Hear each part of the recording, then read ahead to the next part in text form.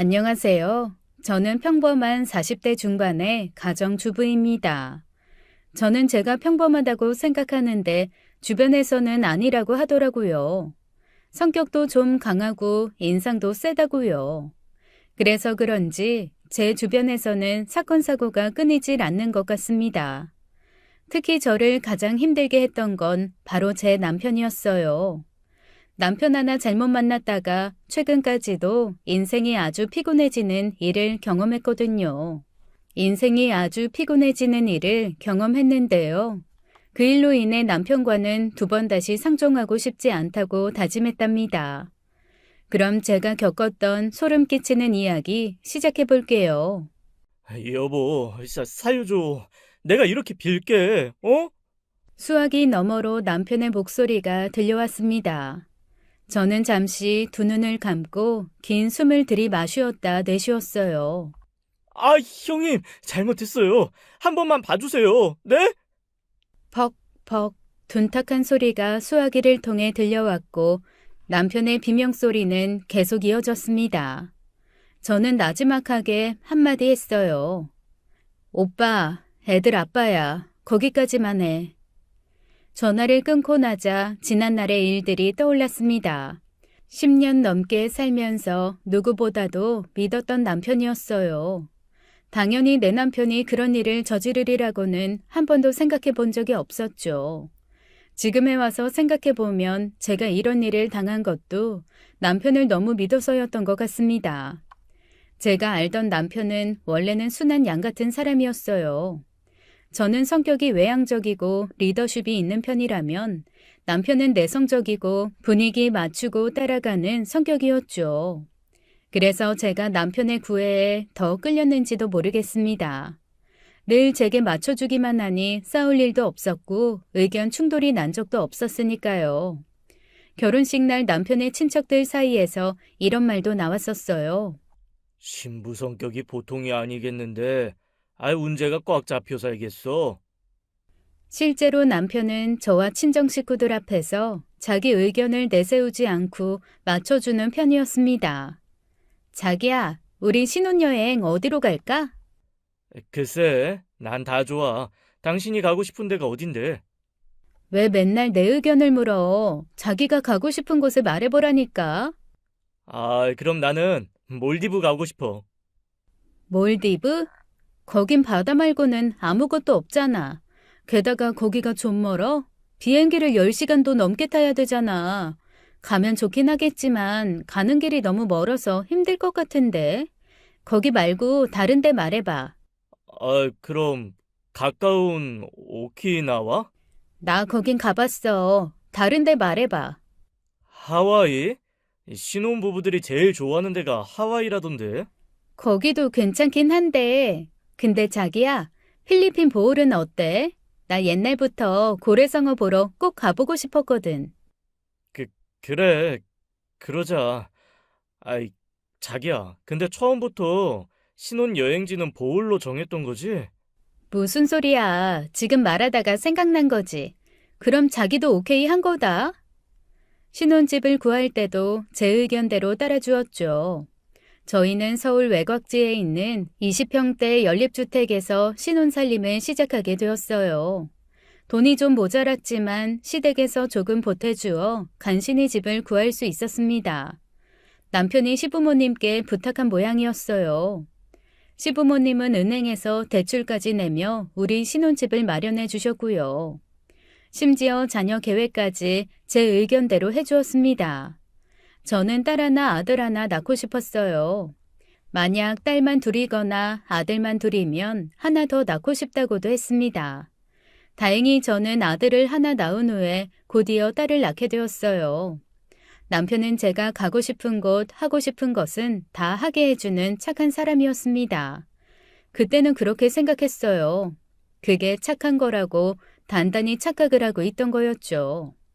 친정 식구들과 다 같이 있는 자리에서도 저희 오빠들에게 늘 깍듯했고 예의 바르게 행동했기 때문에 제가 정말 착하고 좋은 사람과 결혼했다고 생각한 거였어요. 오빠들도 그렇게 믿었고요. 하지만 남편의 본성을 한 것은 아이를 둘이나 낳은 후였습니다. 처음엔 별것 아닌 일이었어요. 남편이 슈퍼마켓에 가서 계산을 할 때의 일이었죠. 저는 아이들 간식을 사려고 슈퍼에 간 거였고, 남편은 퇴근길에 슈퍼에 들린 거였습니다. 남편은 계산을 하려고 카운터에 서 있더군요. 그런데 그곳에서 본 남편은 조금 낯선 모습이었죠.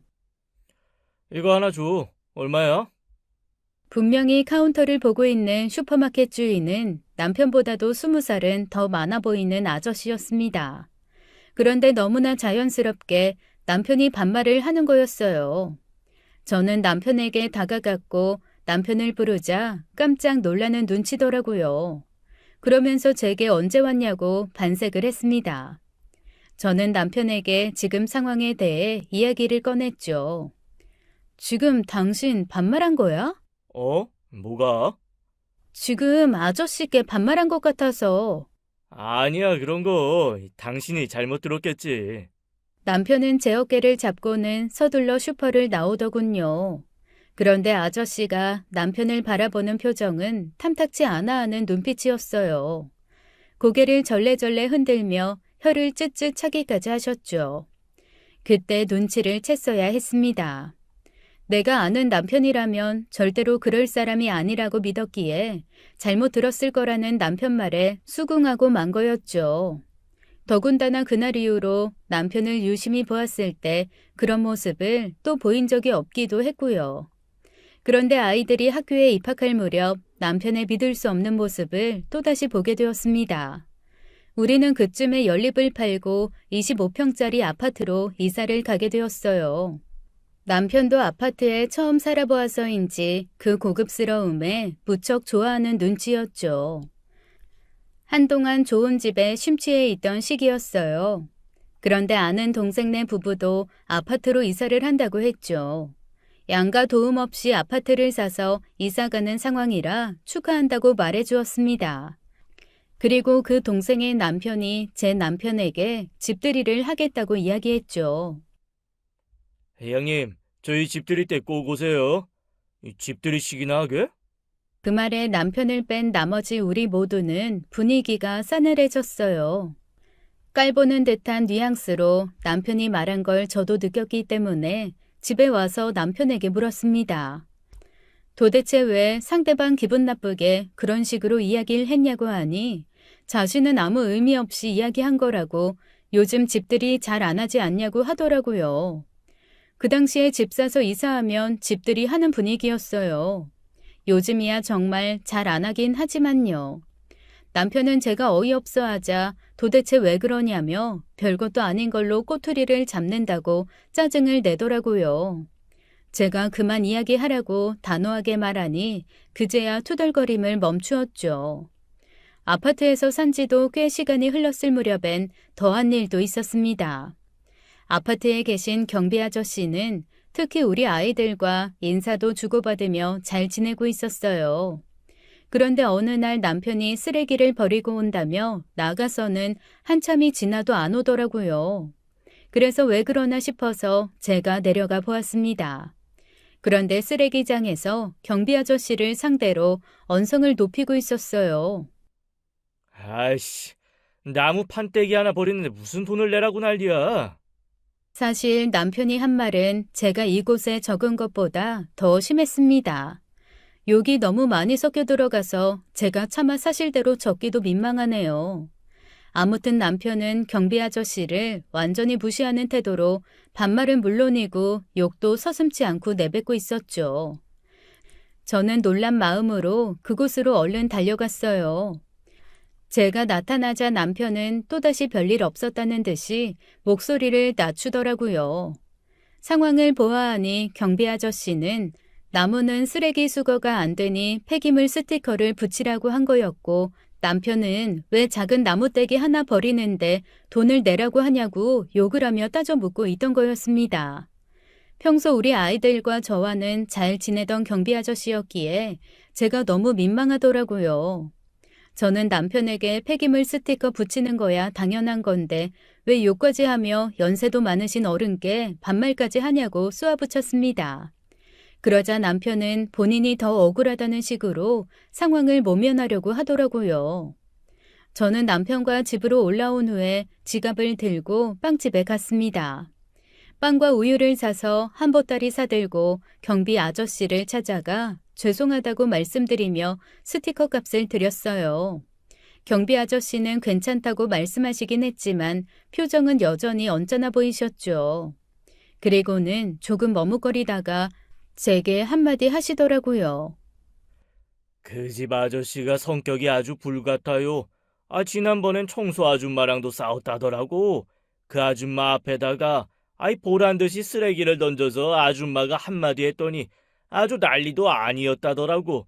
그런데 어떻게 그런 사람이 애 엄마 앞에서는 꼼짝도 못하는지 그거 참 신기하네요. 내가 별말을 다 하네.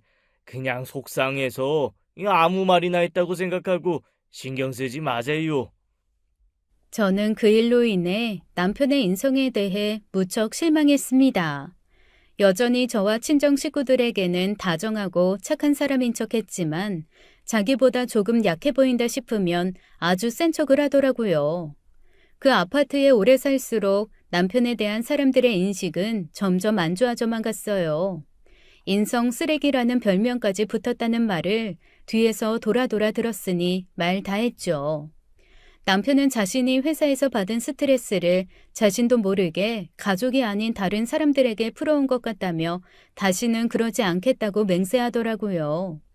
저는 알겠다고는 했지만 한편으로 우리 가족들에게도 저러는 날이 올까 봐서 마음 한켠에 불안과 걱정이 생겼습니다. 그러던 어느 날이었어요. 큰아이가 중학교에 들어가면서 한창 교육비가 많이 들어갈 시기가 왔습니다. 그런데 하필 그 시기에 남편은 회사 사정이 안 좋아져서 급여를 받지 못했다며 제게 말했습니다. 그래서 남편이 무려 1년간 생활비를 주지 않았어요. 그때는 저도 일을 하지 않던 시기였어요. 원래 결혼 전에 하던 일이 있었는데 출산 후 모든 일을 오빠들에게 넘긴 후였거든요. 아무튼 그래서 생활비 없이 살려니 정말 돈 한 푼이 아쉬웠습니다. 오빠들에게 연락해서 제게 맡겨줄 일이 있으면 맡겨달라고 할 정도였죠. 오빠들은 제게 사정이 어려우면 돈을 빌려주겠다고 했지만 저는 거절했어요. 돈을 빌려 쓰는 것보다는 벌어서 쓰는 게 낫겠다고 생각했거든요. 간간히 알바식으로 일을 하며 얼마간의 돈을 벌어서 생활비로 썼습니다. 아이들 학원 보내줄 정도는 되지 않아서 학교 끝나면 집으로 와서 숙제하고 예습 복습하게 시켰어요. 다행인 건 아이들이 말을 잘 들어서 학교 성적이 곧잘 나왔다는 거였죠. 큰아이 고등학교 들어가기 전까지만이라도 남편 회사 일이 정상화되길 바라고 있었어요. 가끔 남편이 돈을 가져오긴 했는데 정말 얼마 되지 않았습니다. 그 당시 월급이 200만 원 정도였는데 남편이 가져오는 월급은 50만 원 정도였으니까요. 그러던 어느 날이었어요. 회사에서 집으로 전화가 왔더라고요. 남편이 회사에 나오지 않았다고요. 남편은 분명 회사에 가는 것처럼 하고 나갔는데 말입니다. 그래서 제가 회사 직원에게 그랬죠. 남편이 저한텐 회사에 안 간다고는 말 안 했는데요. 회사에서 임금을 제대로 안 주니까 그러는 거 아니겠어요? 회사가 아직도 많이 어려운 거예요. 빨리 정상화돼서 밀린 월급이 제대로 나와야 될 텐데 걱정이네요. 네? 그럴 리가요. 제가 격리라서 회사 직원들 월급 전부 입금해서 알거든요. 조 대리님 임금 253만 원 늘 입금해 드렸는데요.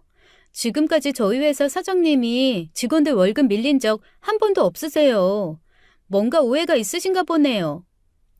격리라던 그 직원은 제게 숨기는 것 없이 아주 요목조목 잘도 말해주더군요. 아마도 남편의 평소 행실 때문에 앙심이라도 품은 것처럼 말입니다. 저는 그 격리에게 그동안 월급 명세서 나온 것 좀 볼 수 있냐고 물었고 회사에 찾아오면 주겠다고 했습니다. 저는 회사를 찾아가 남편의 1년치 월급 명세서를 받았어요. 그리고 분노를 금치 못했습니다. 제가 알던 월급 200만 원이 아닌 253만 원에 상여금까지 하면 300만 원을 훌쩍 넘는 금액이었어요. 그리고 그 격리 말대로 매달 월급 명세서가 지급되어더군요. 저는 너무 화가 났어요. 화를 가라앉히려고 제 주변에 불을 모두 껐습니다. 아이들은 잠을 자느라 각자 방에 들어갔고 저는 불 꺼진 거실에 조용히 앉아 있었어요. 그리고 남편을 기다렸습니다. 한밤중이 되어서야 남편이 들어오더군요. 어이없는 건 남편이 일하고 오느라 힘들었다며 자켓을 벗더라고요. 아우, 힘들다. 오늘따라 일이 많아가지고. 많이 힘들었다고? 당신 오늘 회사 안 갔잖아. 격리 직원이 전화 왔던데 어? 남편은 정말 깜짝 놀라더라고요. 뱁새 같던 눈이 지금까지 저렇게 커졌던 적이 있던가 과거를 돌아볼 지경이었죠. 어디 갔다 왔어? 제가 꼬치꼬치 캐묻자 남편이 갑자기 울먹이며 눈물을 흘리더군요. 사실, 나 요즘 너무 힘들어. 회사에서 직원들이 날 따돌리는 것 같기도 하고, 정신적으로 힘들어서 한강 다녀왔어. 하지만 감정적으로 나오는 남편에게 휘둘릴 제가 아니었습니다. 핸드폰 내놔봐. 어? 갑자기 핸드폰은 왜? 내놔봐. 저는 남편 핸드폰을 뒤져보았습니다. 어쩐 일인지 문자고 통화 내역이고 싹 비워져 있더라고요. 다 지웠네? 뭐 내가 보면 안 되는 거라도 있어? 무슨 소리야? 나는 그냥 핸드폰에 이것저것 문자랑 전화 통화 내역 있으면 지저분해 보여서 지운 거야. 평소에도 잘 지워. 근데 당신 오늘 왜 그래? 내가 회사 일 때문에 힘들다는 얘기 안 들려? 저는 남편 앞에 월급 명세서 1년치를 던졌어요. 종이들이 남편 가슴에 맞고 떨어지며 흩어졌죠. 남편은 얼굴이 하얗게 질리며 눈빛이 흔들리더군요. 설명해봐. 그동안 돈 없다고 나한테 생활비도 안 줬잖아. 그게, 여보, 정말 미안해. 남편은 갑자기 제 앞에 무릎을 꿇었습니다. 아까는 눈물에 이제는 무릎까지 꿇으며 변명을 대기 시작한 거였죠. 사실 우리 아버지가 몸이 안 좋으셔. 당신한테 말 안 해서 미안해. 당신 걱정할까봐 말 못했어. 근데 아버지 병원에 입원하셔서 수술비랑 입원비도 갚아주고 생활비도 좀 드렸어. 아버님 지금 입원 중이셔? 어? 그런데 내일 퇴원하시니까 당신은 가볼 필요 없어. 아버지 좀 괜찮아지시면 그때 같이 찾아뵙자. 그 말을 듣는데 치가 다 떨리더라고요.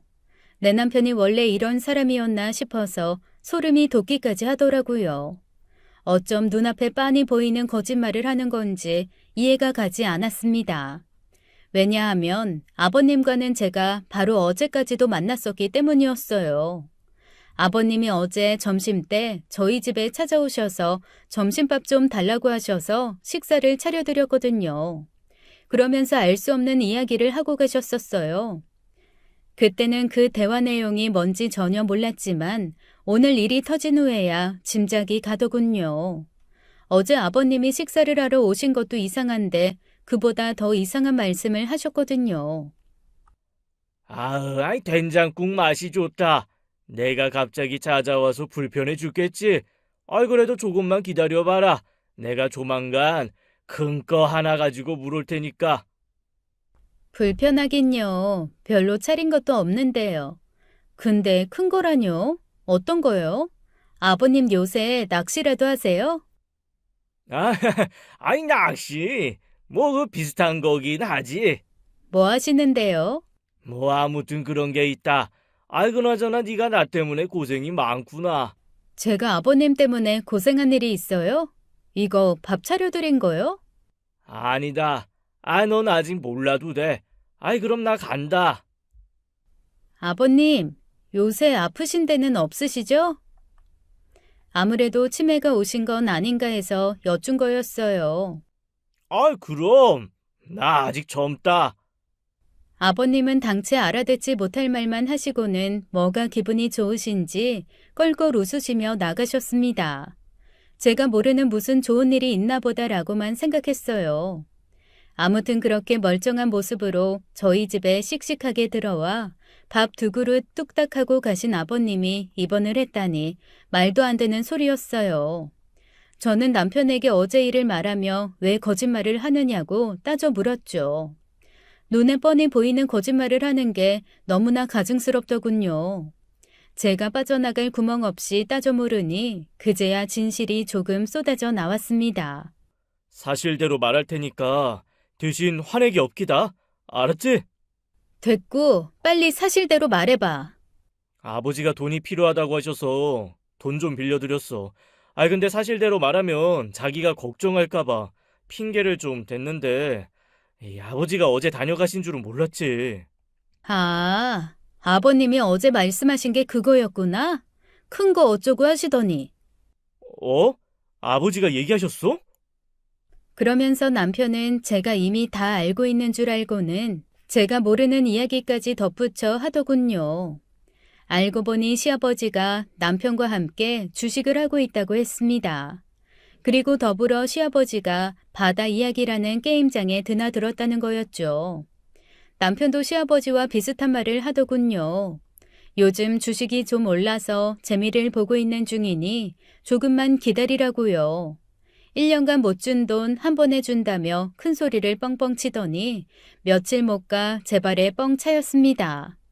주식은 모두 휴지 조각이 됐고 아버님은 사행성 게임에 빠져 아들에게 계속 돈을 요구했거든요. 제가 너무 화가 나서 허공에 발차기를 날렸는데 제가 생각보다 다리가 길었던 건지 그게 그만 남편 배에 꽂히고 말았어요. 남편은 억걱거리며 구역질을 해댔고 저는 남편에게 두루마리 휴지를 냅다 던졌습니다. 바닥에 침 흘린 거 다 닦아놔. 제가 그동안 생활비 쪼들려하며 힘들어하는 거 뻔히 알았으면서 어떻게 저 모르게 저런 짓을 할 수 있는지 모르겠더군요. 과연 내 남편, 내 가족이 맞나 싶더라고요.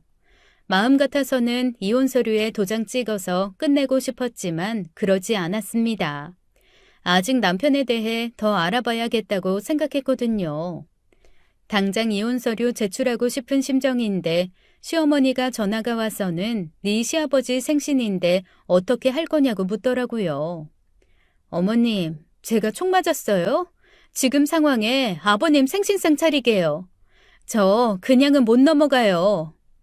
그럼 뭐 생신상 안 차리고 그냥 못 넘어가면 우리 운재한테 복수라도 하게? 아무리 그런 일이 있었기로써니 네가 뭐 이혼이라도 할 거니? 애도 둘이나 있는 애 엄마가 애들 생각을 해야지. 살다 보면 이런 일도 있고 저런 일도 있는 거지. 네가 참아야지 어쩔 거야. 어쩜 아버님이랑 똑같이 얘기를 하는지 이래서 부부인가 보다 싶었습니다. 얼마 전 제가 시아버지와 전화로 한바탕 했었거든요. 그런데 아버님 반응이 어머님과 똑같았죠. 살다 보면 그럴 수도 있지. 어디 감히 시아버지 앞에서 불같이 화를 내. 지금 너보다 더 속 타는 거 나다. 넌 꼭 이렇게 불난 집에 부채질을 해야겠냐? 막말로 내가 크게 한 방 터뜨렸으면 너도 좋아했을 거 아니야. 다 너희 부부 잘 되게 하려고 내가 노력했는데 일이 잘 안 풀려서 그런 걸. 어른을, 그것도 시아버지를 이런 식으로 대해? 똥 싼 놈이 성낸다더니 아버님이 지금 그러고 계신 거 아세요? 앞으로 그 게임장에 또 한 번만 더 들락거리시면 저 가만히 안 있습니다. 아셨죠? 너는 애가 왜 말을 그런 식으로 하냐? 그러니 문제가 네 앞에서 그동안 기도 못 펴고 살았지. 시어머니나 시아버지나 이렇게 나오는데 마음 같아서는 당장 도장 찍고 이 집구석이랑 종지부를 찍고 싶었습니다. 하지만 이렇게 쉽게 끝낼 제가 아니었기에 지금 이 순간을 꾹 참고 있었죠. 게다가 시아버지가 말씀하신 건 사실이 아니었어요. 남편은 제 앞에서 길을 못 펴고 산 게 아닙니다. 그저 본능적으로 그런 것일 뿐이었죠. 남편은 강약, 약강인 사람이었습니다. 강한 자 앞에서는 약해지고 약한 자 앞에서는 강해지는 사람이요. 게다가 입만 열면 거짓말을 달고 사는 사람이었죠. 아이들 학교 보내놓고 식탁에 앉아 얼음을 씹어 먹는데 오빠에게서 전화가 오더군요. 금주야, 너 큰 돈 벌게 생겼다. 오빠의 그 말은 결코 좋은 소식이 아니었습니다. 저는 한숨을 크게 내쉬며 물었죠. 얼마나? 큰 거 한 장은 좋게 되겠어. 큰 거 한 장이면 1억은 넘는다는 소리였어요. 생각 좀 해볼게. 저는 조용히 전화를 끊고 앞으로의 계획을 생각했습니다. 며칠 후 가장 친한 친구에게서 전화가 왔어요. 저와 10대 때부터 알아온 사이고 허물없이 이것저것 다 이야기하는 사이였기에 남편과의 일도 전부 털어놓았죠. 모든 이야기를 다 들은 친구가 자기 일처럼 흥분하더니 마지막에 한마디 남기더군요. 미친 것도 아니고 왜 그런다니? 미친 개는 몽둥이가 약이라는데 사람이라 때릴 수도 없고 내가 다 열받는다. 미친 개? 미안. 내가 너무 흥분해서. 내가 말이 좀 심했나? 아니, 전혀. 고맙다, 친구야. 도움이 됐어. 저는 전화를 끊자마자 오빠들에게 전화를 걸었습니다. 그리고 제 계획을 털어놓았죠. 그리고 나서 얼마 후 그 일이 벌어진 거였어요. 남편에게서 살려달라고 전화가 온 거 말이에요. 저는 진짜로 남편에게 본때를 보여줘야 한다고 생각했고 제 생각을 그대로 실행에 옮겼습니다. 그걸 도와준 게 오빠들이었고요. 사실 저희 오빠들은 남들이 보기에 좀 무서운 사람들입니다. 사채업도 하고 탐정일도 하고 있거든요. 원래 본업은 사설 탐정이었는데 제가 결혼 전에 하던 사채업을 이전받아서 겸업을 하고 있었어요.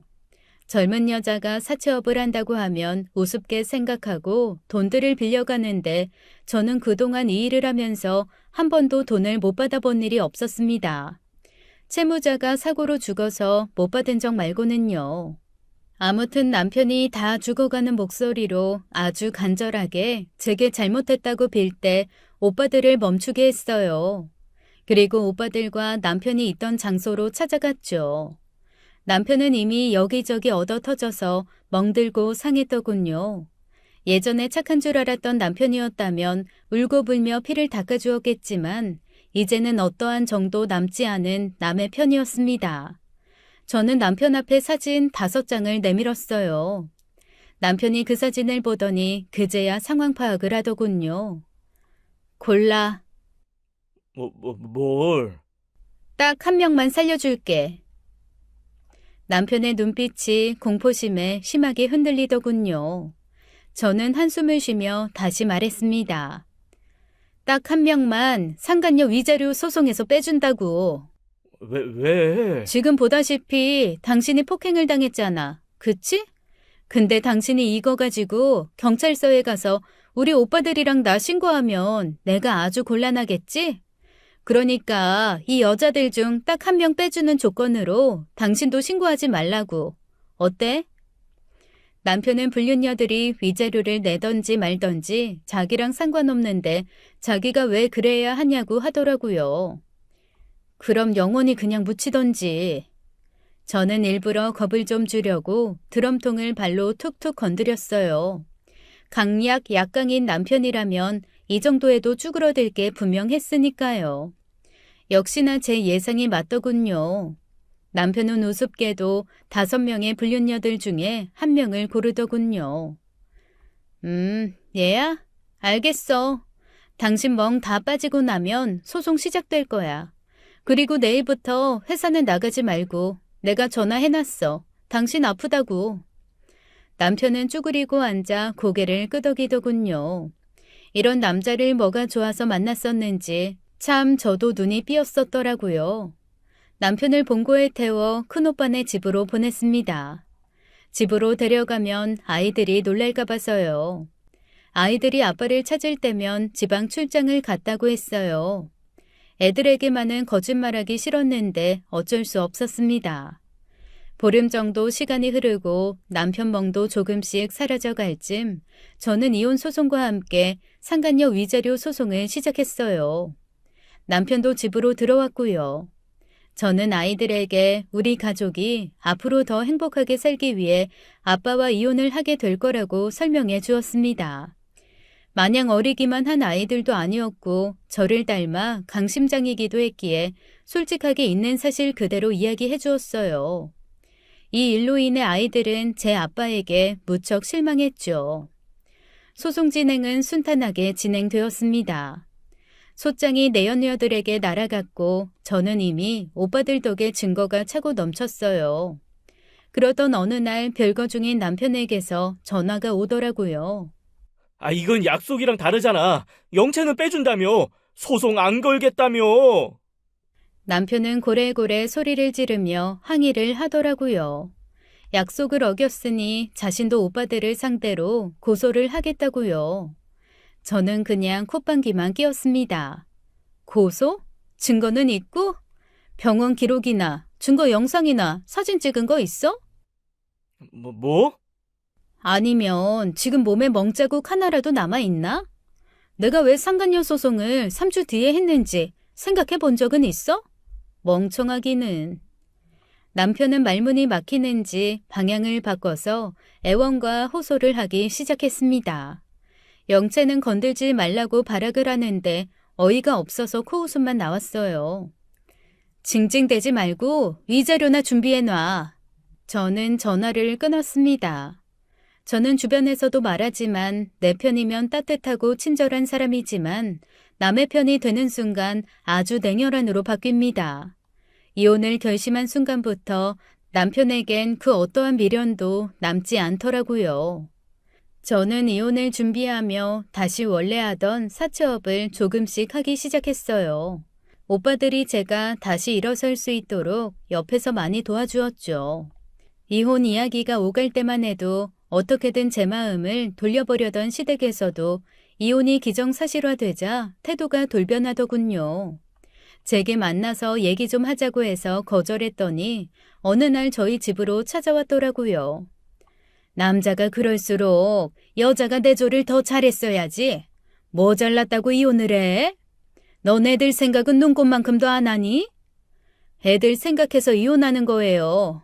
불행한 모습 보여주느니 행복하게 사는 모습 보여주려고요. 아이고 또 따박따박 말대답. 네가 그러니까 운재가 그렇게 밖으로 놔둔 걸 거다. 내 아들이 얼마나 착한 앤데 집에 마음 못 붙이고 딴 여자들을 만났겠어? 걔가 좀 욱하는 성질 때문에 홧김에 만난 거지. 아마 진심으로 누굴 좋아하고 그래서 살림 차릴 생각으로 그런 건 아닐 거다. 그럴수록 네가 더 얘기도 좀 잘 들어주고 이해를 해줬어야지. 안 그러니? 어머님은 이해심이 많으셔서 그렇게 사셨어요? 이제 남남들 사이인데 저한테 오셔서 이런 얘기 하지 마시고요. 가서 아버님이나 잘 간수하세요. 아버님 땡땡식당 김씨 아줌마랑 노래방도 가고 모텔도 가던데요? 뭐야? 네가 그걸 어떻게 알아? 아시잖아요. 저 마음만 먹으면 다 알아내는 거. 시어머니는 얼굴이 시뻘개져서는 가방을 챙겨 후다닥 나가시더라고요. 사실 시아버지 이야기는 남편 뒤를 캐다가 우연히 알게 된 사실이었어요. 시어머니가 찾아와 제 속을 뒤집어 놓지만 않았어도 굳이 말하지 않았을 겁니다. 그런데 제 속을 살살 긁으시니 저도 시어머니 속을 뒤집어 준 거였죠. 아마 시어머니 성격에 바가지를 겁나 긁을 게 뻔했고 시아버지는 더 욱해서 더 밖으로 돌 게 뻔해 보였어요. 하지만 이제 저랑은 상관없는 집안 이야기였죠. 이혼 판결을 받는 날 법원에서 남편을 보게 되었는데 이혼하기 싫다고 저한테 매달릴 때는 언제고 처음 보는 새 여자랑 팔짱까지 끼고 보란듯이 나타났더군요. 제 앞에서 뽀뽀하고 꼴값을 떠는데 웃기지도 않았습니다. 앞으로 우리 애들이 저 꼴 안 봐도 돼서 다행이란 생각만 들었어요. 앞으로 양육비나 다달이 똑바로 줘. 넌 내 여자친구들한테 1억이 넘게 처받아놓고 양육비까지 받아가려고 그러냐? 진짜 양심도 없다. 그게 양심이랑 무슨 상관이야? 받을 거 받고 끝내는 게 당연한 거지. 당신도 양육비 뺑이칠 생각하지도 마. 내 성격 알지? 당하고는 절대 가만히 안 있는 성격인 거. 명심해, 양육비. 그게 남편과의 마지막일 거라고 생각했어요. 저는 아이들을 챙기며 악착같이 일을 했습니다. 밤 12시가 넘어서 들어오는 날도 있어서 아이들에게 미안했지만 아이들은 오히려 그런 저를 응원해주고 챙겨주었어요. 그나마 다행인 건 남편이 보내는 양육비 덕에 아이들 학원을 보내줄 수 있었던 겁니다. 그렇게 한 2년 정도 아무 문제 없이 살았던 것 같아요. 그런데 어느 날부터 전 남편에게 연락도 없이 양육비가 들어오지 않기 시작했어요. 저는 혹시 남편이 죽었나라는 생각이 들었습니다. 전 남편과는 2번 다시 연락하고 싶지 않았지만 양육비 때문에 문자를 보냈습니다. 양육비 안 들어왔던데 어떻게 된 거야? 그런데 답도 없고 전화도 없더군요. 몇 번 더 비슷한 문자를 보내놓았어요. 그런데도 아무 연락도 없었습니다. 전화도 받지 않고요. 그렇게 3개월이 훌쩍 지나더군요. 더 이상은 안 되겠다 싶어서 남편을 찾아가야겠다고 생각했습니다. 이혼 후 아이들은 전 남편과 연락을 주고받고 있었기 때문에 아이들에게 전 남편의 주소를 물었어요. 아이들이 아는 주소를 문자에 찍어서 남편에게 한 번 더 말했습니다. 이번 주 주중에 양육비 안 넣으면 주말에 찾아간다. 이 주소 맞지? 라고요. 그랬더니 그동안 한 번도 연락이 없던 남편에게서 전화가 오더군요. 저는 전화를 받자마자 양육비 입금하라고 말했어요. 그런데 상대방 수화기에서 들려오는 목소리는 전 남편이 아닌 여자 목소리였습니다. 저는 전 남편의 예전 내연녀 중 한 명이라 생각하고 넘겨짚으며 물었어요. 혹시 오영채 씨? 그러자 그 여자가 아니라고 하더군요. 그런데 그 목소리가 분노에 좀 떨리는 듯 했어요. 오영채?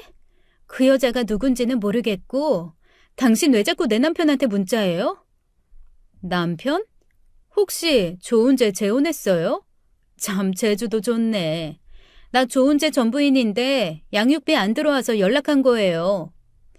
앞으로 양육비는 나한테 얘기해요. 내 남편한테 어떤 연락도 하지 말아요. 앞으로 내 남편한테 문자든 전화든 자꾸 연락하면 양육비 절대 안 줄 알아. 내 말 알겠어요? 앞으로 할 말 있으면 나한테 해요. 그러면서 자기 연락처까지 알려주더군요. 만약 전 남편이 재혼을 한 상태라면 새 아내로서 전 부인과 연락하는 게 기분 나쁠 수는 있죠. 그래도 그 여자는 너무나 일방적인 태도를 취하더군요. 언제 봤다고 반말까지 섞어서 얘기하는지 저도 기분 좋게 말이 나가진 않았어요. 조은재 바꿔봐요. 직접 얘기하게. 내 말 못 알아들었어요? 내 남편이랑 연락하지 말라고. 내 남편한테서 떨어지라고. 뭐라고요? 진짜 말 안 통하네. 똑바로 들어. 내가 연락하는 거 싫으면 당장 양육비부터 넣어. 알았어? 그 여자가 먼저 예의 없이 나오기에 저도 더 이상 고분고분 답해줄 이유가 없더라고요. 양육비나 넣으라고 하고는 전화를 끊어버렸습니다. 그런데 시간이 지나도 양육비는 들어오지 않더라고요. 당장 아이들 학원비 입금 날짜가 돌아올 텐데 조금 짜증이 나기 시작했어요. 제가 돈이 없어서 걱정하는 게 아니라 전 남편이 그나마 애들한테 해주는 게 이것뿐인데 이것조차 안 하고 있으니 열이 받더라고요. 결국 또다시 연락을 취했어요. 남편에게 전화했더니 받질 않길래 그 여자에게 연락을 했습니다. 그런데 이번엔 더 황당한 요구를 하더라고요. 당신 애들이 남편한테 카톡으로 사진 보내고 문자 톡 주고 받던데 앞으로는 하지 말라고 해요. 만약 사진이나 문자 보낼 일 있으면 내 전화로 하라고 하고요. 아이들이 아빠한테 일상 사진과 문자야 주고받을 수 있는 일이었어요. 이혼 후에도 아빠는 아빠니까요. 그런데 그 여자의 요구를 듣자 이게 뭔 개벽다귀 같은 소리인지 모르겠더군요. 이건 뭔 개소리래? 선 넘는 소리 그만하고 옆에 좋은 제 있으면 바꿔. 그런데 그 여자 조금 이상하더라고요. 횡설수설하면서 이상한 소리를 하는데 정말 전 남편의 새 부인이 맞는 건지 의심이 들 지경이었어요. 도대체 저런 미친 여자는 어디서 만나는 건지 의아할 지경이었죠. 도저히 말이 통하지 않는 여자였어요. 말을 들어보면 전 남편에게 대단히 집착하면서 자기 말만 하는 고집스러운 부분이 있었죠. 계속 엮이면 골치 아프겠다라는 생각이 절로 스쳐 지나가더군요.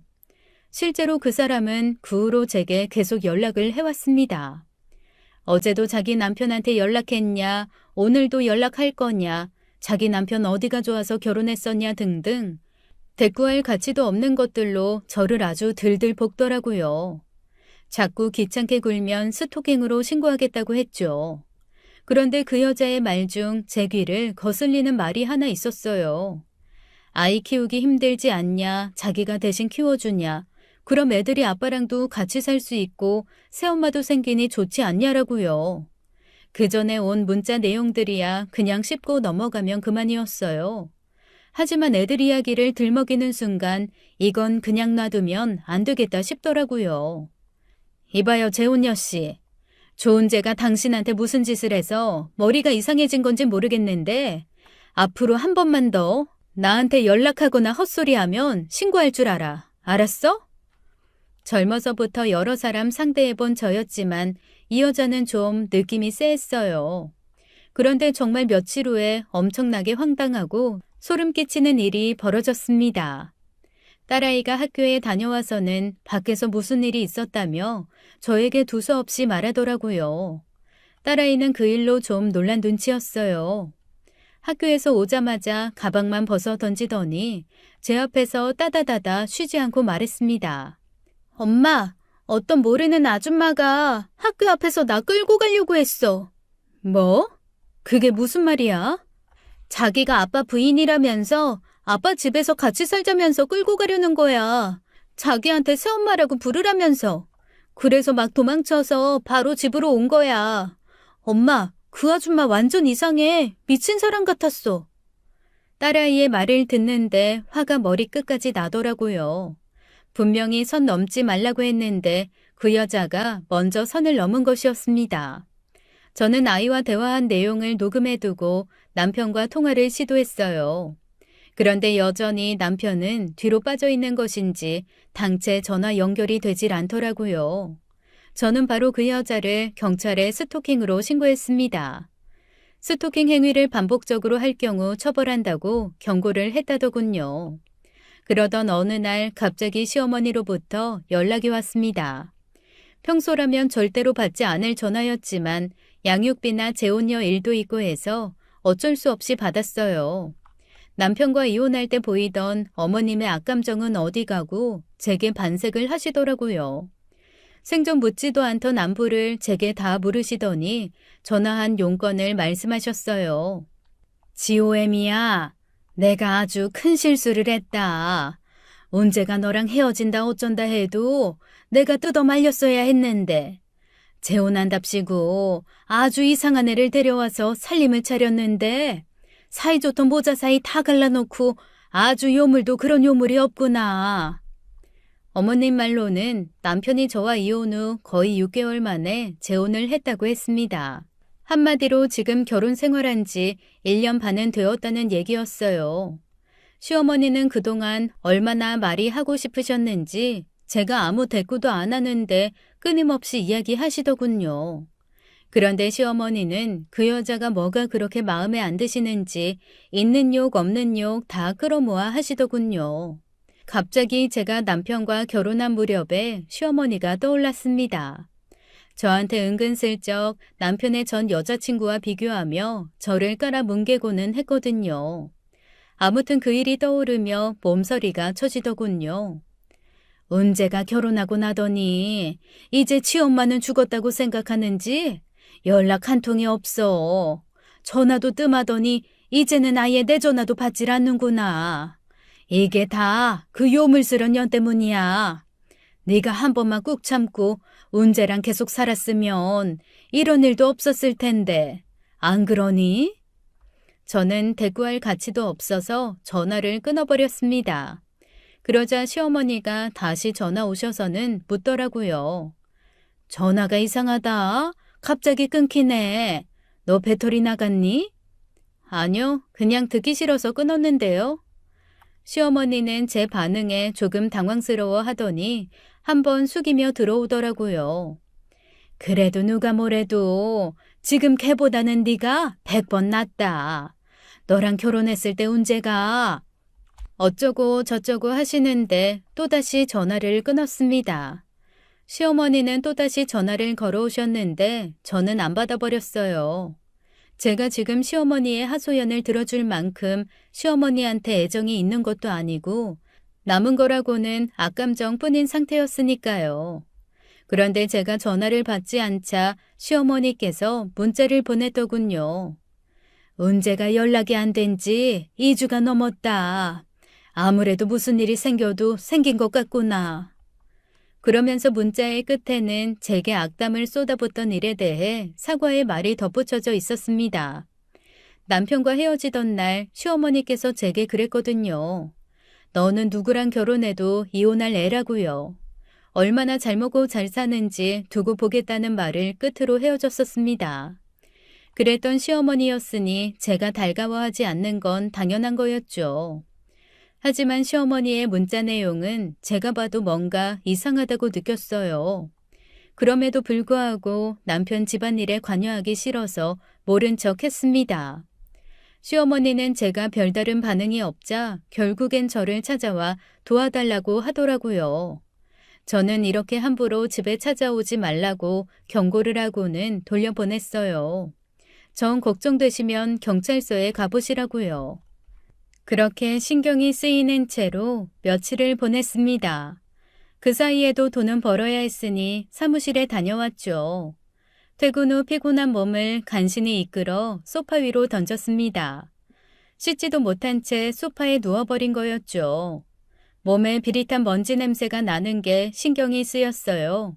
씻고 자야 하는데 라는 생각을 하던 중 뜬금없이 집 초인종 소리가 울렸습니다. 그 시간은 아이들이 모두 학원에 가 있을 시간이었어요. 밤 10시까지는 학원에 있다가 돌아오는 아이들이었습니다. 그런데 갑자기 초인종 소리라니 택배 올 것도 없는데 말이에요. 저는 지친 몸을 간신히 일으켜 인터폰을 확인해 보았어요. 그런데 고개를 푹 숙인 채 누군가 서 있더라고요. 자세히 보려고 해도 고개를 푹 숙이고 있어서 누군지 보이질 않더군요. 누구세요? 누구냐고 물어도 대답은 안 하고 문을 두드려대더라고요. 누구시냐고요? 저는 조심스레 걸쇠를 걸고 문을 열었습니다. 그런데 그 순간 걸쇠가 풀리면서 문이 활짝 열렸어요. 그리고 그 앞에 서 있는 전 남편을 보게 되었죠. 전 남편의 모습은 아주 기괴했습니다. 온몸이 물에 젖은 채 팔과 머리를 축 늘어뜨리고 서 있는데 남편 발 아래로 물이 잔뜩 고여 있었어요. 게다가 남편은 신발도 신지 않은 맨발 상태였습니다. 뭐야? 이 시간에 갑자기 여긴 왜 왔어? 꼴은 또 그게 뭐고? 남편은 제 물음에 아무 말도 하지 않았어요. 저는 다시 한번 신경질적으로 남편에게 물었어요.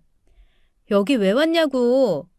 그러자 남편이 제게 달려들어 팔을 꽉 잡고는 기겁한 표정으로 제게 말하더군요. 여보, 내 안사람이 찾아와도 절대로 문 열어주지 마. 그러고는 제게 쪽지 한 장을 손에 쥐어주고는 사라졌습니다. 그 쪽지를 펼쳐보자 우리가 결혼한 날짜가 쓰여 있었어요. 저는 남편에게 이게 뭐냐고 묻는데 남편은 갑자기 눈앞에서 사라져버렸고 남편이 사라진 자리엔 흥건한 피가 고여 있었습니다. 피를 본 순간 저는 너무 놀라 심장이 빠르게 쿵쾅거렸고 그 바람에 잠에서 깨어났어요. 소파에 잠시 눕는다는 게 그만 잠이 든 거였어요. 잠에서 깬 후에도 놀란 가슴은 진정이 되질 않고 심장이 쿵쾅거렸어요. 꿈자리가 너무나 뒤숭숭해서 저는 남편에게 전화를 걸었습니다. 하지만 여전히 전화 통화가 되질 않았어요. 저는 결국 시어머니에게 전 남편의 집 주소를 확인차 물어 직접 찾아가 보기로 했습니다. 시어머니도 함께 가겠다고 해서 집 앞에서 만났어요. 아파트로 올라가 초인종을 누르자 아무 대꾸도 없었습니다. 그냥 갈까 하다가 갑자기 그 꿈이 떠올랐어요. 시어머니는 비밀번호를 모른다기에 저는 혹시 아니겠지 하며 결혼기념일 날짜를 번호로 찍어보았어요. 그러자 거짓말같이 문이 열리는 줄 알았지만 열리지 않았습니다. 결국 작은 오빠에게 전화를 걸었죠. 문 좀 따달라고요. 시어머니와 함께 전 남편의 집 안으로 들어가 보았어요. 현관에 들어서자마자 아주 나쁜 냄새가 코를 찔러왔습니다. 냄새. 시어머니는 미친 듯이 이방 저방을 뒤지며 전 남편을 찾기 시작했고 곧이어 시어머니의 괴성을 들을 수 있었습니다. 으악 하는 소리와 함께 시어머니가 바닥에 철푸덕 넘어지는 소리가 들려왔죠. 저는 얼른 그 방으로 달려갔습니다. 그런데 정말 상상도 못할 장면이 눈앞에 펼쳐져 있었어요. 방 한가운데는 식탁 의자가 놓여 있었고 그 의자 위에 남편이 강제로 앉혀져 있었어요. 전깃줄로 온몸을 칭칭 감아놓았는데 남편의 주위로 오물이 가득 차 있었습니다.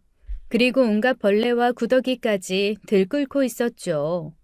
며칠이나 묶여있던 건지 바지에 그대로 대소변을 둔 것 같았어요. 어머님은 그 장면을 보고 숨 넘어갈 듯 울기 시작하셨어요. 아들이 처참하게 죽은 모습을 본 어머니의 모습이었습니다. 저는 최대한 침착하며 남편의 맥을 짚어보았어요. 다행히 약하게나마 맥박이 뛰고 있었습니다. 이 사람 살아있어요. 얼른 119에 전화하세요. 작은 오빠는 남편 몸에 감긴 전깃줄을 끊어내고 몸을 주무르기 시작했어요. 냄새가 역한지 오빠가 오만상을 찌푸렸죠. 아유, 냄새. 아이, 진상의 화상, 으이그. 그러자 남편이 실눈을 뜨며 간신히 새어나오는 목소리로 말했습니다. 살려주세요.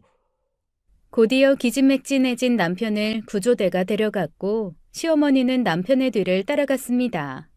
저는 경찰에 신고를 했어요. 안 봐도 누가 그랬는지는 너무나 뻔한 거였죠. 전 남편이 안정을 찾아가고 있다고 시어머니로부터 이야기를 전해 들었습니다.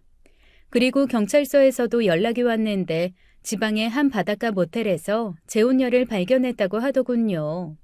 재혼녀가 붙잡혔다는 이야기에 한시름 놓았습니다. 그제야 남편을 찾아가 보았어요.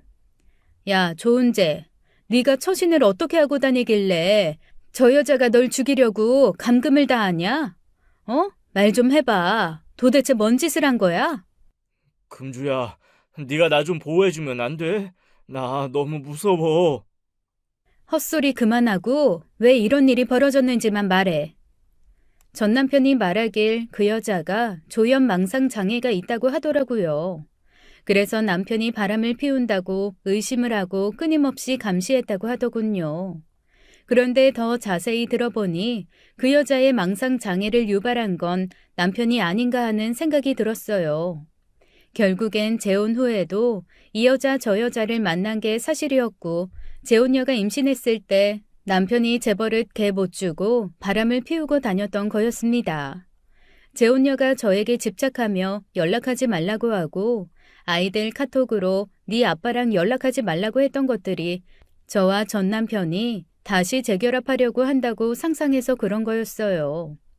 남편이 그따위로 사니까 벌 받은 거라며 한마디 해주었습니다.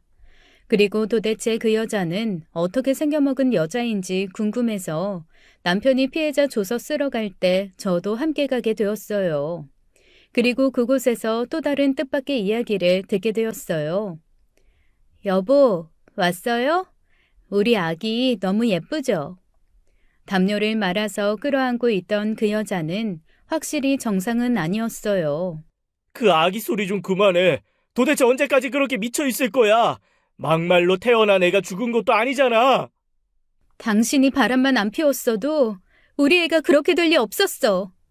남편의 재혼녀는 갑자기 책상 위에 볼펜을 집어들더니 남편에게 달려들었고 현장에 있던 경찰들이 막아선 덕분에 큰 사고로 이어지지 않았습니다.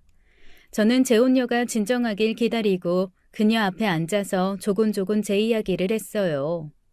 남편이 얼마나 쓰레기였는지 그리고 내가 그 쓰레기와 헤어진 이유까지 요목조목 이야기해 주었습니다. 그리고 헤어진 지금 얼마나 속 편하게 잘 사는지까지요. 그리고 절대로 전 남편과 어떤 이유로도 만나고 싶지 않다고요. 그러자 그 여자가 자기 속마음을 이야기해 주더군요. 임신 6개월이었을 무렵 바람 피우는 남편을 말리러 쫓아가다가 빙판에 미끄러져 넘어졌고 꼬리뼈가 부러지면서 유산을 하게 되었다고요. 그 후 6개월간 꼼짝없이 침대에 누워서 생활해야 했는데 그 사이 남편의 태도가 차가워지고 집에 잘 들어오지 않았다고 했어요. 그 이유는 말하지 않아도 알겠더군요. 아마 여자는 망상이던 사실이던 남편을 계속 의심했을 것이고 아이를 잃은 충격으로 아이를 낳았다고 착각을 한 거였어요. 저와 이야기를 하면서도 여전히 현실과 망상을 구분하지 못하는 재혼녀였습니다. 남편 새끼 진짜 나쁜 놈이에요. 나랑 말다툼하다가 우리 애를 발로 차고 때리기까지 했다고요. 그래서 내가 벌 준 거예요. 죽어도 싼 놈이니까. 재혼녀는 자신은 잘못이 없다며 억울하다고 경찰들에게 이야기를 했고 남편은 당장 이혼하자고 난리도 아니었습니다.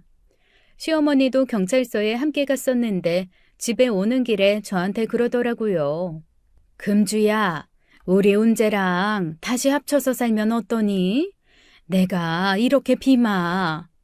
어머님, 저 운재만 문제가 아니에요. 어머님도 이제 그만 정신 차리세요. 엄한 여자들 전 남편 옆자리에 붙여놓고 괴롭히지 마시고요. 그렇게 꿈 같은 일들이 지나가고 어느 날 남편에게 연락이 왔습니다. 저기 지호 엄마, 혹시 내 증인으로 나서줄 수 있어? 알고 보니 재혼녀를 상대로 소송을 진행 중인데 증인석에 서달라는 것이었죠. 그래야 자신이 조금이라도 더 유리하다면서요. 솔직히 제가 그래줄 이유는 없었어요. 제가 별 대답을 하지 않자 남편이 다급하게 그러더군요. 내가 돈 줄게. 얼마면 돼? 참 끝까지 저런 식으로 구는 게 참 좋은죄스럽다 싶었습니다. 증인을 돈으로 사면 그게 얼마나 큰 죄인 줄 몰라? 내가 미쳤어? 제발로 범죄자 되게. 대신 밀린 양육비나 일시불로 입금하라고 말했습니다. 그럼 생각해 본다고요. 그러자 밀려있던 양육비 6개월치가 한 번에 들어왔어요. 남편 말로는 자기가 안 주고 싶어서 안 준 게 아니라 재혼녀가 못 주게 막아서 못 줬다고 하더라고요.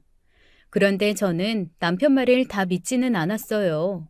아마 재혼녀가 그랬을 것도 맞겠지만 남편도 좋다고 양육비 끊었을 게 뻔해 보였죠. 그리고 저는 얼마 후 오빠들을 통해서 남편에게 계산서 하나를 보냈습니다. 남편이 그걸 보았는지 전화가 왔더라고요. 여보, 지금 집에 이상한 계산서가 하나 도착했는데 이게 뭐야? 그거? 당신 구해준 목숨값. 오빠가 문 열고 들어간 값에 전깃줄 풀어준 값에 전신 마사지 해준 값까지 해서 금액 다 청구했어. 오빠가 특별히 아는 사람이라고 더 비싸게 받겠대. 그 정도는 당신이 이해할 수 있지? 남편은 100만 원도 아니고 1000만 원은 너무한 거 아니냐고 자기 돈 없다고 징징대더라고요. 그래서 한마디 했습니다. 돈 없어? 금주일수라고 있는데 소개시켜줘? 그러자 남편이 아니라고 괜찮다며 곧 입금해주겠다고 하더군요. 그리고 한 달 후에 입금 받았습니다. 저는 그 돈으로 아이들과 여행을 떠났어요. 간만에 쉬어보며 꿈같은 일주일을 보냈죠. 재혼녀는 강금 및 살인미수죄로 재판을 받고 있습니다. 조사 과정에서 나온 진술인데 그 여자가 그랬다더군요. 자기는 이제 아기를 가질 수 없다고요. 그래서 남편의 친자식들을 데려와서 키워야 한다고 했다네요. 그 말을 시어머니로부터 전해 들었는데 소름이 끼쳐 죽는 줄 알았어요. 저는 남편을 위해서가 아니라 제 아이들을 위해서 증인석에 나갈 생각입니다. 그럼 아마 그 여자도 처벌을 면치 못할 것 같아요. 얼마 전 우연히 시어머니를 마주쳤는데 몇 달 사이에 얼굴이 많이 상하셨더라고요. 아들놈이라고 하나 있는 게 부모 속을 왜 그리 썩이는지 모르겠습니다. 아참, 남편이 입만 열면 거짓말을 하는데 그게 다 이유가 있었더라고요. 시어머니가 말씀하시길 어렸을 때 너무 거짓말을 못해서 거짓말할 때마다 칭찬해줬더니 그게 그렇게 되었다고 하더군요. 참, 자식이 저러는 데에는 부모도 한몫하는 거구나 싶었습니다. 앞으로 남편은 연애 그만하고 양육비 노예로 열심히 살아갔으면 좋겠네요. 여러분의 가정은 평안하시길 바라며 이만 사연을 마치겠습니다. 지금까지 사연 읽어주는 남녀였습니다. 끝까지 시청해주신 여러분 감사드리며 저희는 다음 사연으로 돌아올게요. 감사합니다.